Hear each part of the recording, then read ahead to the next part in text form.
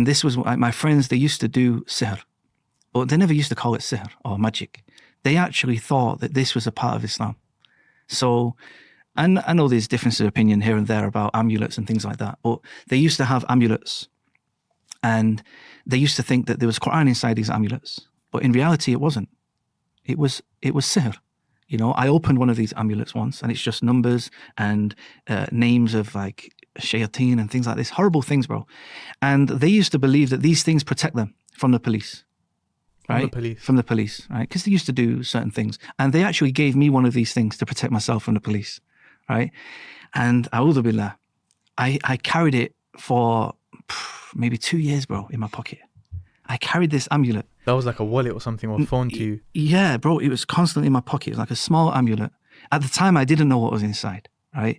But these Africans just said, look, this is going to protect you from this, that, and the other. And I'm like, I didn't believe in anything, right? I'm like, okay, just put it in my pocket. But bro, you know Shaitan? He does things to make you believe that that's protecting you. So I remember one time I got pulled in Sierra Leone. The policeman pulled me, right? And he pulled out all the things in my pocket. And he pulled this thing out. And he went like this. Right? And it's like the thing burnt him, bro. And he said, no, take your things. And he gave me all my things back. And then I went. So I'm now starting to get Iman in this thing. I don't realize that it's not the thing that burned him. Right?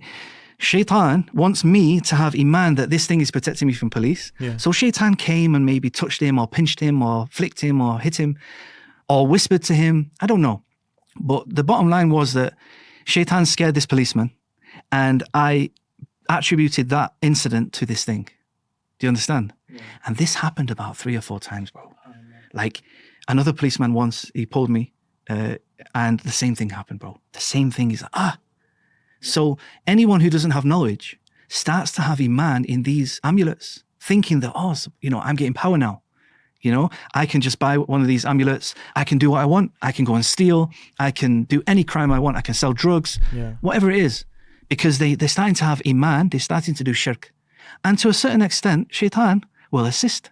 And Allah, of course, you have to understand that this is all with the permission of Allah. Nothing can happen without the permission of Allah. Yeah. But Allah sometimes allows evil things to happen because there's wisdom. You are literally misguiding yourself. Does that make sense? So, bro, I've seen this many, many times, right?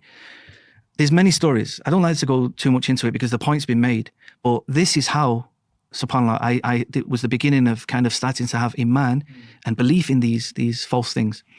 Another time I went to the northern parts of Sierra Leone in the jungle. It's called Kabbalah, right? And it's known as a city for sihr.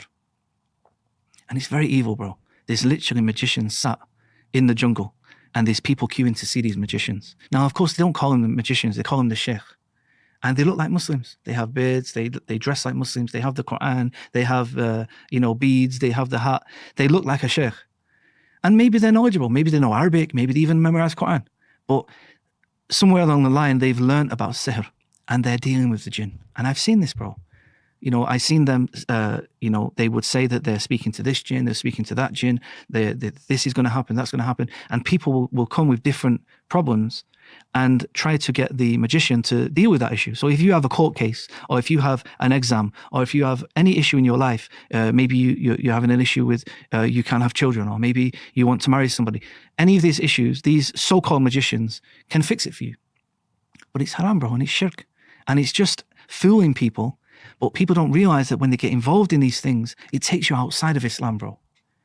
Does that make sense? Yeah. So this was kind of a very important point to me. And then when I came back from Sierra Leone to England, I spoke to my Libyan friend and I said, look, you Muslims, you've got power.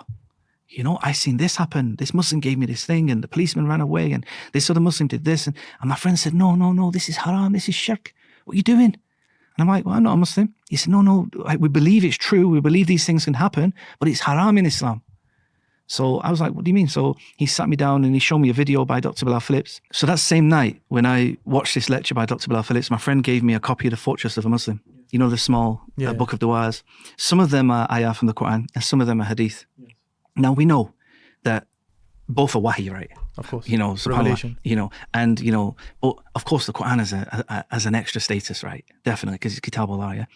And I was saying to my friend, this is different. This one is different from this. Like, and he said, yeah, that's the Quran, that's the Hadith. And then I'd turn the page, I'd read that, and every time the ayah from the Quran, I just felt that it's different, bro. And I'm reading it in English, bro, SubhanAllah. right? So I got onto one ayah, You mean the transliteration or the translation? translation and the transliteration. It's Okay. got the Arabic, the And you just transliteration. felt like it's different. and the English, right? But SubhanAllah. even in the English, bro, I was like, this is different to that, right? And subhanAllah, bro, when I got to Surah Falaq, right? And it speaks about, you know, those who are envious, they're blowing in knots, tying knots, you know, at the daybreak, etc. I started crying, bro, because I'd witnessed this in Sierra Leone. I'd seen them rolling, literally, these Taweez things with sihr in.